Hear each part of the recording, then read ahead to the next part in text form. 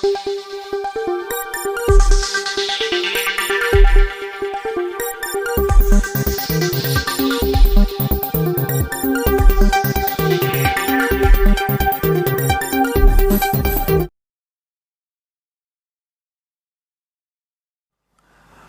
तो मंगल क्षण आलेला है।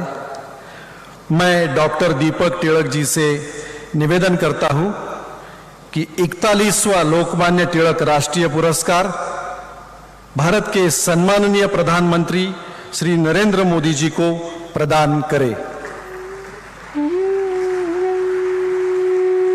लोकमान्य टिळक वापरत असत असेच उपरणे, जे उपर्ण लोकमान्य टिळक वापरत असत तशाच पद्धतीचं खास उपर्ण बनवून घेतलेलं आहे आदरणीय पंतप्रधानजींसाठी।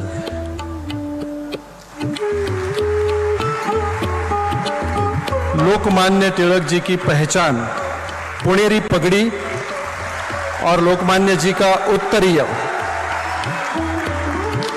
त्याचप्रमाणे सम्मान पत्र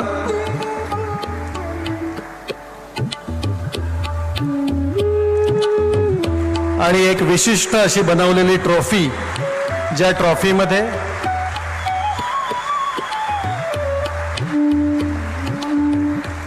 विशिष्ट ट्रॉफी, ज्या ट्रॉफीमध्ये आपण पाहू शकता श्रीमद भगवत गीता, त्याचप्रमाणे लोकमान्यांची पगडी, केसरीचा पहिला अंक आणि लोकमान्यांची प्रतिमा।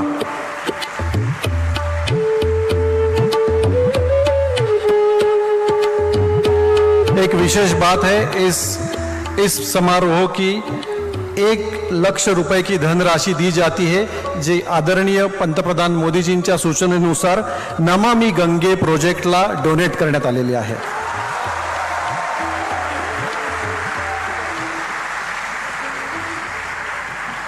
लोकमान्य टिळक राष्ट्रीय पुरस्कार से सम्मानित हुए आदरणीय प्रधानमंत्री श्री नरेंद्र मोदी जी, जिनके कार्य एवं विचार हमारी प्रेरणा है। आदरणीय मोदी जी, आपल्या कार्य कौशल्यामुळे, आपल्या कार्य कर्तृत्वामुळे आपण संपूर्ण जगामध्ये लोकप्रिय प्रधानमंत्री आहात, तरीही तुम्ही स्वतःला प्रधान सेवक म्हणवता आणि म्हणून आम्हा सगळ्यांना तुम्ही खूप आवडता।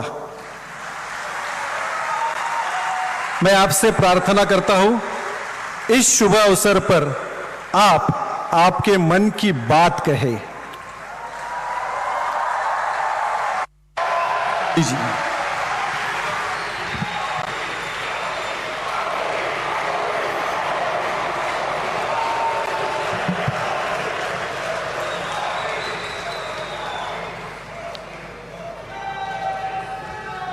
लोकमान्य टिळकांची आज 103वी पुण्यतिथी आहे।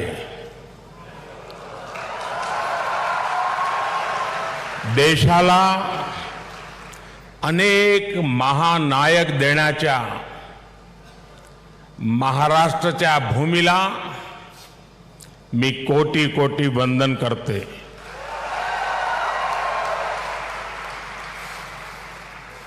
कार्यक्रम में उपस्थित आदरणीय श्री शरद पवार जी, राज्यपाल श्रीमान रमेश बैस जी, महाराष्ट्र के मुख्यमंत्री श्रीमान एकनाथ शिंदे जी, उप मुख्यमंत्री श्रीमान देवेंद्र फडणवीस जी, उप मुख्यमंत्री श्रीमान अजीत पवार जी, ट्रस्ट के अध्यक्ष श्रीमान दीपक तिलक जी, पूर्व मुख्यमंत्री मेरे मित्र श्रीमान सुशील कुमार शिंदे जी, तिलक परिवार के सभी सम्मानित सदस्यगण एवं उपस्थित भाई और बहनों, आज का ये दिन मेरे लिए बहुत अहम है। मैं यहां आकर जितना उत्साहित हूं उतना ही भावुक भी हूं। आज हम सब के आदर्श और भारत के गौरव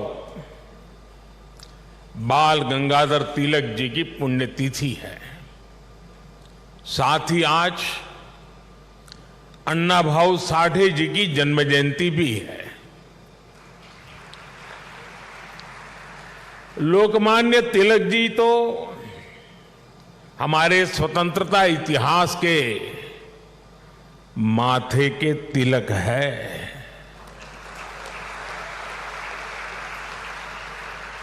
साथ ही अन्ना भाऊ ने भी समाज सुधार के लिए जो योगदान दिया वह अप्रतिम है और साधारण है। मैं इन दोनों ही महापुरुषों के चरणों में श्रद्धापूर्वक नमन करता हूं। आज या महत्वाचा दिवशी मला पुण्याच्या या पावन भूमीवर महाराष्ट्राच्या धर्तीवर येण्याची संधी मिळाली हे माझे भाग्य आहे।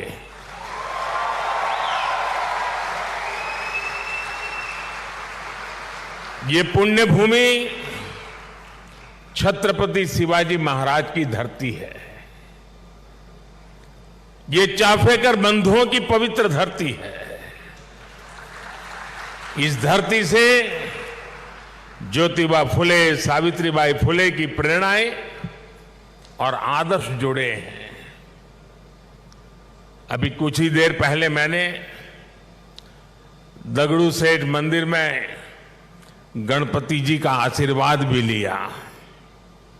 ये भी पुणे जिले के इतिहास का बड़ा दिलचस्प पहलू है। दगड़ू सेठ पहले व्यक्ति थे जो तिलक जी के आह्वान पर गणेश प्रतिमा की सार्वजनिक स्थापना में शामिल हुए थे। मैं इस धरती को प्रणाम करते हुए इन सभी महान विभूतियों को श्रद्धापूर्वक नमन करता हूं। साथियों, आज पुणे में आप सबके बीच मुझे जो सम्मान मिला है ये मेरे जीवन का एक अविस्मरणीय अनुभव है। जो जगह, जो संस्था सीधे तिलक जी से जुड़ी रही हो उसके द्वारा लोकमान्य तिलक नेशनल अवार्ड मिलना मेरे लिए सौभाग्य की बात है। मैं इस सम्मान के लिए हिंद स्वराज संघ का और आप सभी का पूरी विनम्रता के साथ हृदय से आभार व्यक्त करता हूं। और मैं ये भी कहना चाहूंगा, अगर ऊपर ऊपर से थोड़ा नजर करें तो हमारे देश में काशी और पुणे दोनों की एक विशेष पहचान है। विद्वत्ता यहां पर चिरंजीव है, अमरत्व को प्राप्त हुई है।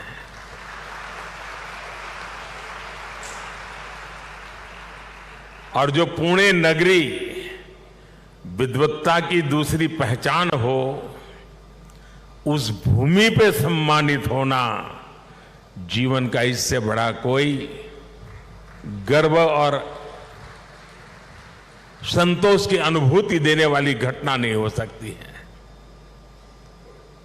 लेकिन साथियों, जब कोई अवार्ड मिलता है तो उसके साथ ही हमारी जिम्मेदारी भी बढ़ जाती है। आज जब उस अवार्ड से तिलक जी का नाम जुड़ा हुआ हो तो दायित्व बोध और भी कई गुना बढ़ जाता है। मैं लोकमान्य तिलक नेशनल अवार्ड को 140 करोड़ देशवासियों के चरणों में समर्पित करता हूं।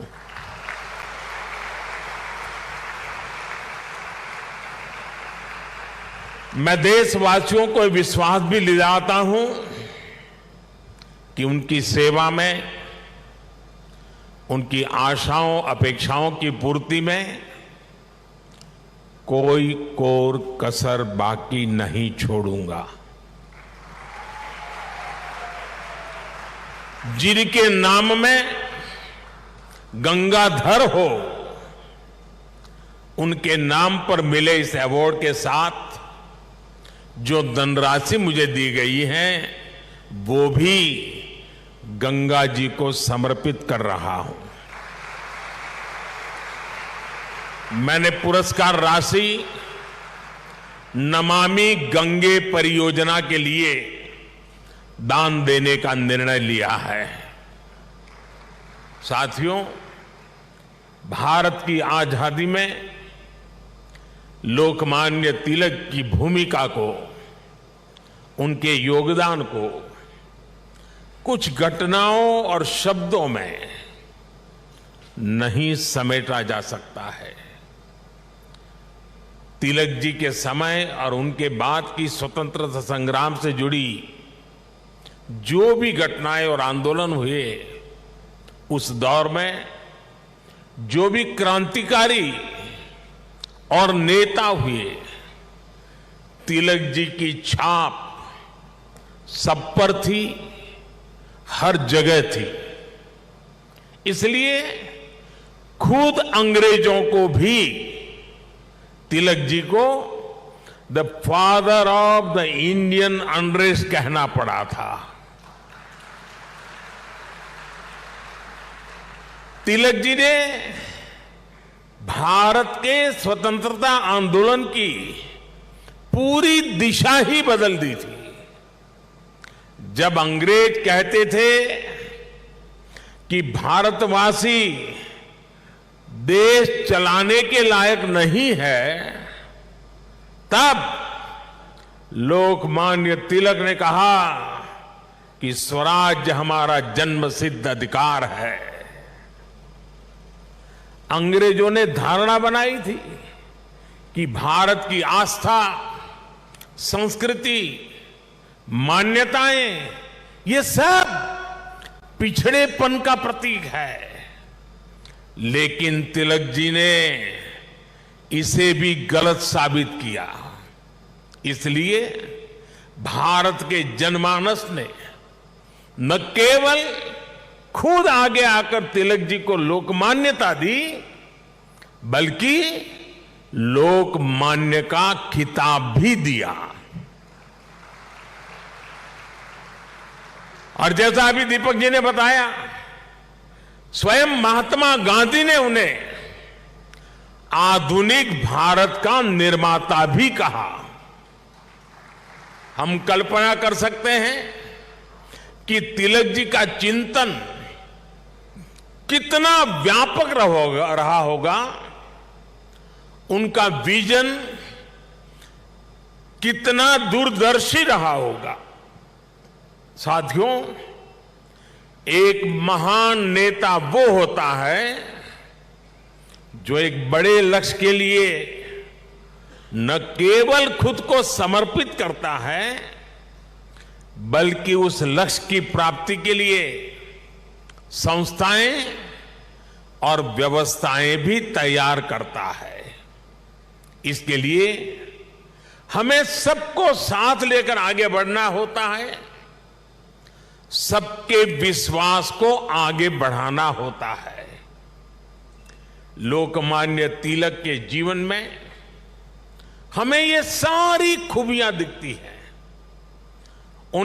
उन्होंने अंग्रेजों ने जब उन्हें जेल में डाला, उन पर अत्याचार हुए, उन्होंने आजादी के लिए त्याग और बलिदान की पराकाष्ठा की। लेकिन साथ ही उन्होंने टीम स्पिरिट के, सहभाग और सहयोग के अनुकरणीय उदाहरण भी पेश किए। लाला लाजपत राय और बिपिन चंद्र पाल के साथ उनका विश्वास, उनकी आत्मीयता भारतीय स्वतंत्रता संग्राम का स्वर्णिम अध्याय है। आज भी जब बात होती है तो लाल, बाल, पाल के तीनों नाम एक त्रिशक्ति के रूप में याद किए जाते हैं। तिलक जी ने उस समय आजादी की आवाज को बुलंद करने के लिए पत्रकारिता और अखबार की अहमियत को भी समझा। अंग्रेजी में तिलक जी ने, जैसा शरद राव ने कहा, द मराठा साप्ताहिक शुरू किया। मराठी में गोपाल गणेश अगरकर और विष्णु शास्त्री चिपलुंकर जी के साथ मिलकर उन्होंने केसरी अखबार शुरू किया। 140 से भी ज्यादा समय से केसरी अनवरत आज भी महाराष्ट्र में छपता है, लोगों के बीच पढ़ा जाता है।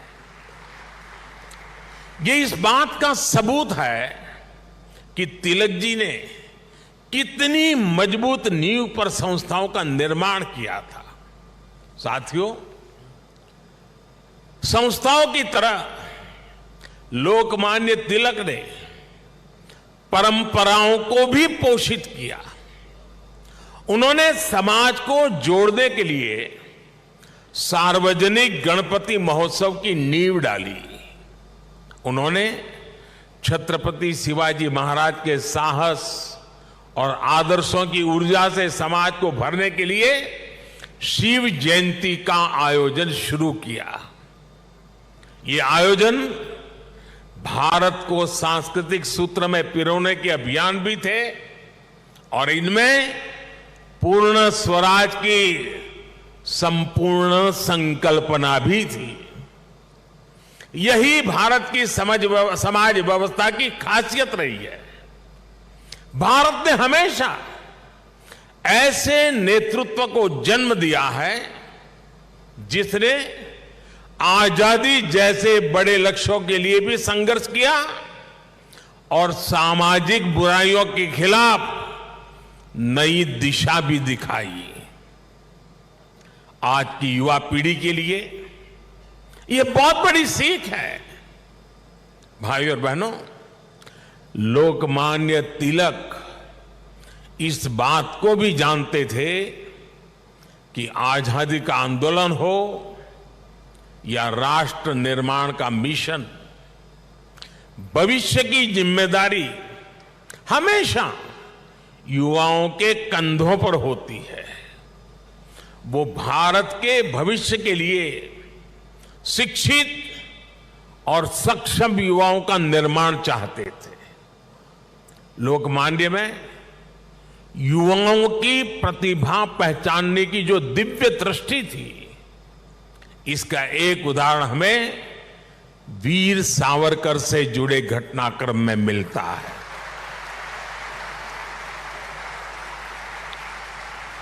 उस समय सावरकर जी युवा थे। तिलक जी ने उनकी क्षमता को पहचाना।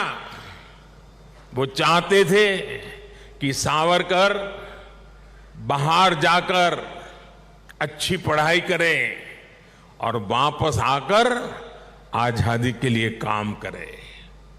ब्रिटेन में श्यामजी कृष्ण वर्मा ऐसे ही युवाओं को अवसर देने के लिए 2 स्कॉलरशिप चलाते थे। एक स्कॉलरशिप का नाम था छत्रपति शिवाजी स्कॉलरशिप और दूसरी स्कॉलरशिप का नाम था महाराणा प्रताप स्कॉलरशिप। वीर सावरकर के लिए तिलक जी ने श्यामजी कृष्ण वर्मा से सिफारिश की थी। इसका लाभ लेकर वो लंदन में बैरिस्टर बन सके। ऐसे कितने ही युवाओं को तिलक जी ने तैयार किया। पुणे में new English school, Deccan education society और फर्ग्यूसन कॉलेज जैसे संस्थानों, उसकी स्थापना उनके इसी विजन का हिस्सा है। इन संस्थाओं से ऐसे कितने ही युवा निकले जिन्होंने तिलक जी के मिशन को आगे बढ़ाया, राष्ट्र निर्माण में अपनी भूमिका निभाई। व्यवस्था निर्माण से संस्था निर्माण, संस्था निर्माण से व्यक्ति निर्माण और व्यक्ति निर्माण से राष्ट्र निर्माण, ये विजन राष्ट्र के भविष्य के लिए रोड मैप की तरह होता है। इसी रोड मैप को आज देश प्रभावी ढंग से फॉलो कर रहा है। साथियों, वैसे तो तिलक जी पूरे भारत के लोकमान्य नेता है, लेकिन जैसे पुणे और महाराष्ट्र के लोगों के लिए उनका एक अलग स्थान है, वैसा ही रिश्ता गुजरात के लोगों का भी उनके साथ है। मैं आज इस विशेष अवसर पर मैं उन बातों को भी याद कर रहा हूं। स्वतंत्रता संग्राम के समय वो करीब 1.5 महीने अहमदाबाद साबरमती जेल में रहे थे। इसके बाद 1916 में तिलक जी अहमदाबाद आए और आपको जानकर के खुशी होगी, उस समय जब अंग्रेजों की पूरी तरह जुल्म चलते थे, अहमदाबाद में तिलक जी के स्वागत में और उनको सुनने के लिए उस जमाने में 40,000 से ज्यादा लोग उनका स्वागत करने के लिए आए थे। और खुशी की बात यह है कि उनको सुनने के लिए उस समय ऑडियंस में सरदार वल्लभ भाई पटेल भी थे। उनके भाषण ने सरदार साहब के मन में एक अलग ही छाप छोड़ी। बाद में सरदार पटेल अहमदाबाद नगर पालिका के प्रेसिडेंट बने, म्युनिसिपैलिटी के प्रेसिडेंट बने। और आप देखिए उस समय के व्यक्तित्व की सोच कैसी होती थी। उन्होंने अहमदाबाद में तिलक जी की मूर्ति लगाने का फैसला किया। और सिर्फ मूर्ति लगाने का फैसला किया नहीं, उनके निर्णय में भी सरदार साहब की लौह पुरुष की पहचान मिलती है। सरदार साहब ने जो जगह चुनी वो जगह थी विक्टोरिया गार्डन। अंग्रेजों ने रानी विक्टोरिया की हीरक जयंती मनाने के लिए अहमदाबाद में 1897 में 1897 में विक्टोरिया गार्डन का निर्माण किया था। यानी ब्रिटिश महारानी के नाम पर बने पार्क में उनकी छाती पर सरदार पटेल ने इतने बड़े क्रांतिकारी लोकमान्य तिलक की मूर्ति लगाने का फैसला कर लिया।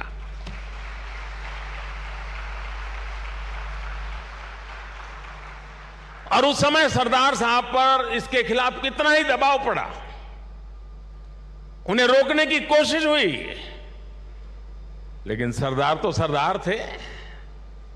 सरदार ने कह दिया वो अपना पद छोड़ देना पसंद करेंगे, लेकिन मूर्ति तो वहीं पर लगेगी। और वो मूर्ति बनी और 1929 में उसका लोकार्पण महात्मा गांधी ने किया।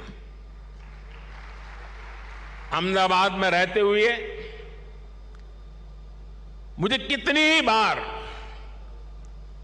उस पवित्र स्थान पर जाने का मौका मिला है और तिलक जी की प्रतिमा के सामने सर झुकाने का अवसर मिला है। वो एक अद्भुत मूर्ति है जिसमें तिलक जी विश्राम मुद्रा में बैठे हुए हैं। ऐसा लगता है जैसे वो स्वतंत्र भारत के उज्जवल भविष्य की ओर देख रहे हैं। आप कल्पना करिए, गुलामी के दौर में भी सरदार साहब ने अपने देश के सपूत के सम्मान में पूरी अंग्रेजी हुकूमत को चुनौती दे दी थी। और आज की स्थिति देखिए, अगर आज हम किसी एक सड़क का नाम भी किसी विदेशी आक्रांता की जगह कर बदलकर भारतीय विभूति पर रखते हैं तो कुछ लोग उस पर हल्ला मचाने लग जाते हैं।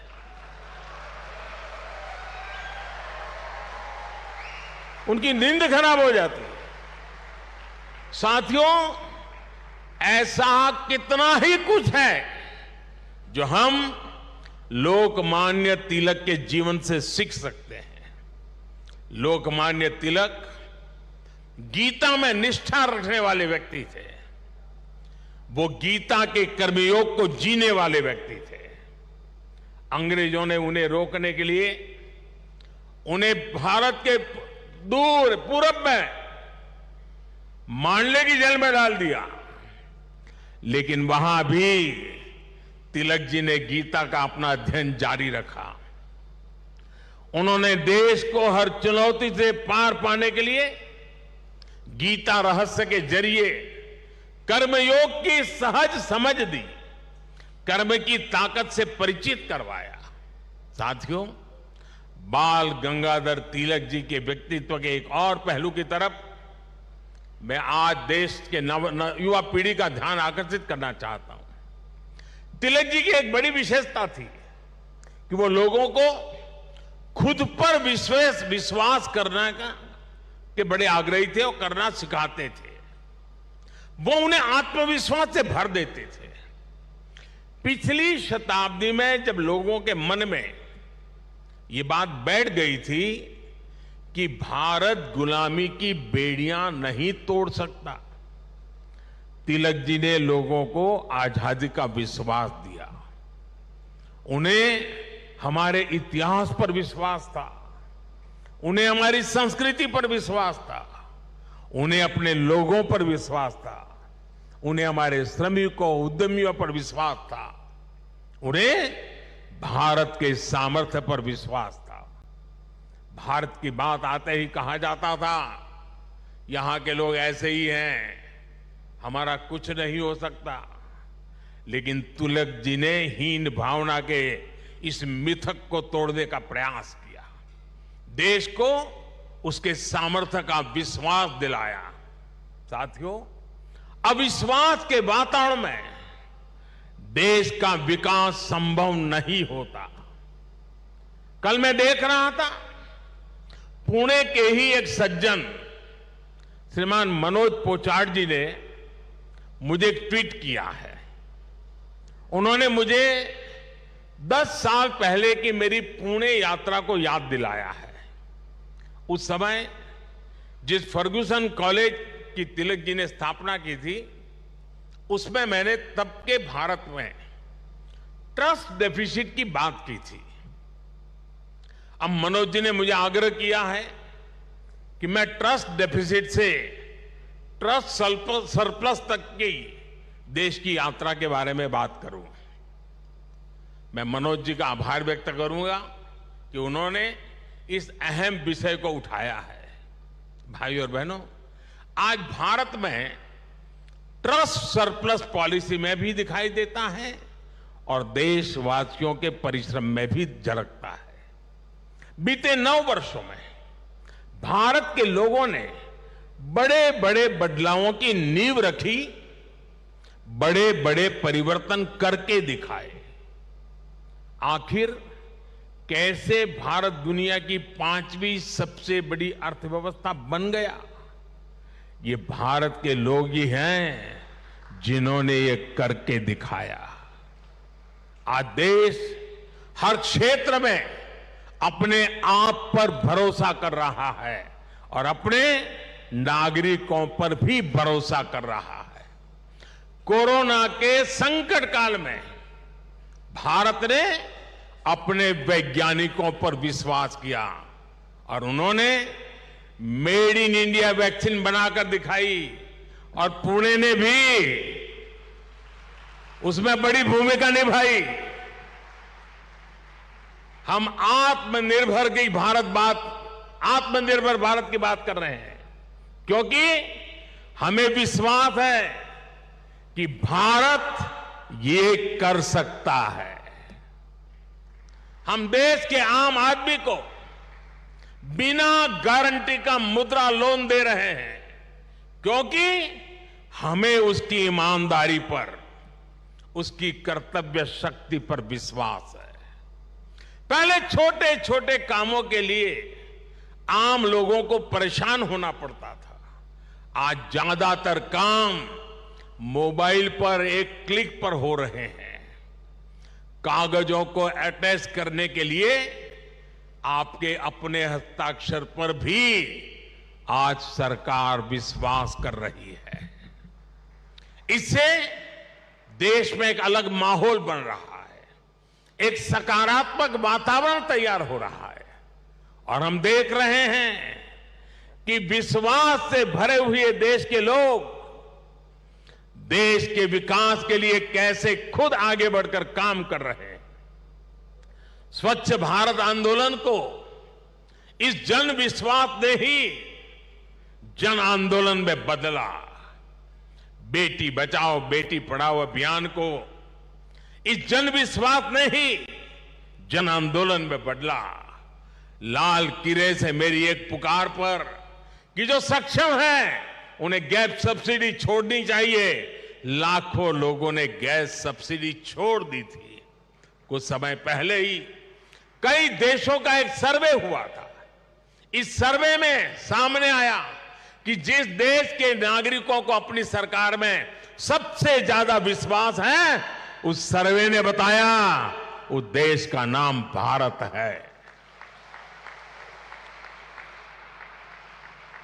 ये बदलता हुआ जनमानस, ये बढ़ता हुआ जनविश्वास भारत के जन जन की प्रगति का माध्यम बन रहा है। साथियों, आज आजादी के 75 वर्ष बाद देश अपने अमृतकाल को कर्तव्य काल के रूप में देख रहा है।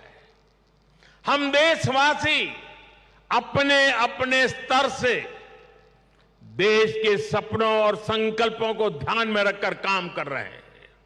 इसलिए आज विश्व भी भारत में भविष्य देख रहा है। हमारे प्रयास आज पूरी मानवता के लिए एक आश्वासन बन रहे हैं।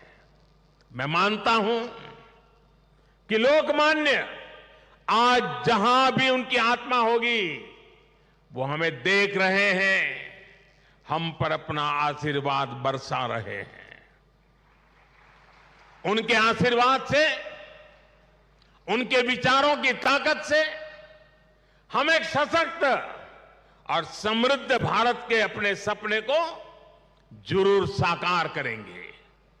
मुझे विश्वास है हिंद स्वराज संघ तिलक के आदर्शों से जन जन को जोड़ने में इसी प्रकार आगे आकर के अहम भूमिका निभाता रहेगा। मैं एक बार फिर इस सम्मान के लिए आप सभी का आभार प्रकट करता हूं। इस धरती को प्रणाम करते हुए, इस विचार को आगे बढ़ाने में जुड़े हुए सबको प्रणाम करते हुए मैं मेरी वाणी को विराम देता हूं। आप सबका बहुत बहुत धन्यवाद।